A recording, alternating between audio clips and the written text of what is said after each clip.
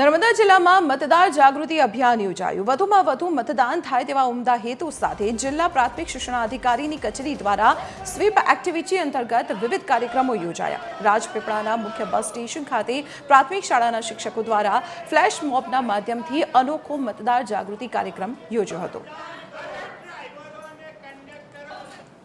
આગામી 26 તારીખે સ્થાનિક સ્વરાજ્યની ચૂંટણીના ઉપલક્ષની અંદર નર્મદા વહીવટી તંત્ર દ્વારા मतदान जागृति कार्यक्रम विविध विस्तारों में करवामां आवी रह्यो छे, जेनो मुख्य हेतु भारे मतदान थाय अने दरेके दरेक नागरिक जे मतदाननो अधिकार धरावे छे ए तमाम मतदान अधिकारनो उपयोग करे अने पोतपोतानो मत 26મી तारीखे आपे एना माटे अमे एक झुंबेश चलावीए छे।